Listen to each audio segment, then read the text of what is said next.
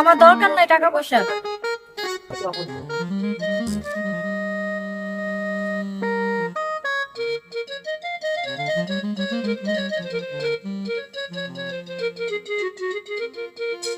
আমিও তো তোমাকে চাই। বড় ভাই ওটা সাবজেক্ট পার, বড় ভাইয়ের সামনে তো আর বলতে পারি না যে আমি তোমার বিয়ে করবো, ঠিক আছে?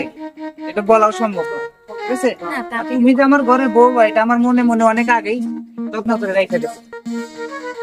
আচ্ছা ঠিক আছে, শুনে ভালো লাগলো, খুশি হলাম। আমি ওইটাই চাইছি। আচ্ছা আর ওই বলদটারে কে বিয়ে করে? আচ্ছা আচ্ছা। কিরে, ঠিক আছে না? কি ভাইয়ের জন্য কি চিন্তা করলাম?